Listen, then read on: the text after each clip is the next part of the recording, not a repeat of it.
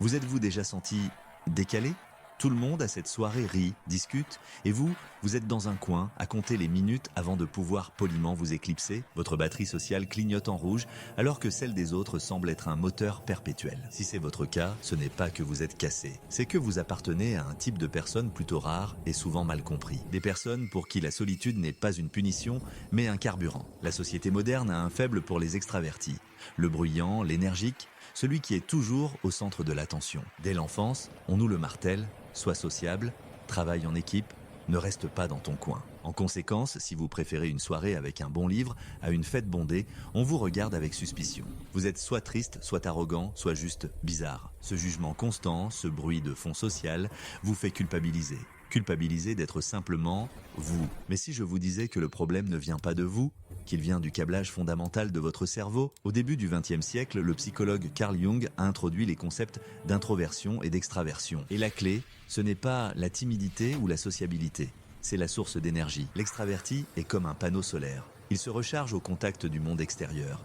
Les gens, les activités, les stimuli, plus il y a de monde, plus il y a d'énergie. Une fête est une station de superchargeur pour lui. L'introverti, lui, est comme une batterie rechargeable. Il puise son énergie de son monde intérieur, réflexion, idées, émotions. Pour lui, chaque interaction sociale est une dépense d'énergie. Agréable peut-être, mais coûteuse. Une bonne dose de solitude n'est donc pas un caprice. C'est le moment de se brancher à la prise. Pensez à ce collègue au bureau, brillant, concentré, qui livre un travail impeccable quand il est seul. Mais en open space ou en réunion de brainstorming, il semble distant, presque absent. Les autres pensent qu'il n'est pas un joueur d'équipe. La vérité, c'est que le bruit constant draine son processeur mental. Il n'est pas antisocial.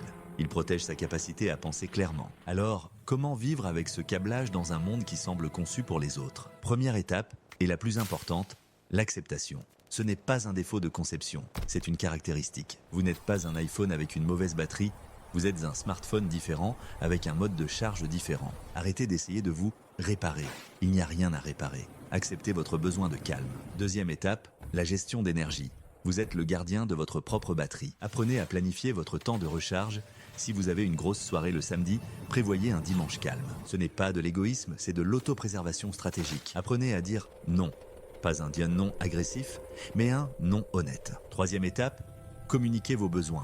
Vos proches ne peuvent ne pas lire dans vos pensées. Expliquez calmement: j'ai besoin d'un peu de temps seul pour être la meilleure version de moi-même avec toi plus tard. Ce n'est pas un rejet, c'est une demande de maintenance. Personne ne reproche à une voiture d'avoir besoin d'essence. Enfin, quatrième étape, capitalisez sur vos forces. L'introversion n'est pas une liste de faiblesses, c'est un ensemble de super pouvoirs cachés. Les introvertis sont souvent des penseurs profonds. Le calme leur permet de connecter les points que les autres, dans le bruit, ne voient pas. Ils sont créatifs. La solitude est l'incubateur des grandes idées. Loin des opinions des autres, une pensée originale peut éclore. Ce sont d'excellents auditeurs. Parce qu'ils ne cherchent pas à dominer la conversation, ils absorbent, comprennent et analysent. Albert Einstein, Bill Gates, J.K. Rowling, beaucoup de grands esprits qui ont changé le monde étaient ou sont de profonds introvertis. Ils n'ont pas réussi malgré leur nature, mais grâce à elle. Leur capacité à se retirer du monde leur a donné la concentration nécessaire pour le réinventer. En conclusion, si la solitude vous recharge, ne vous considérez pas comme un paria social.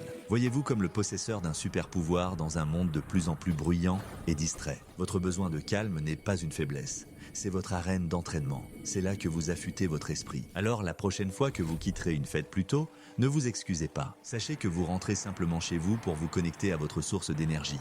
Et c'est là que la vraie magie opère.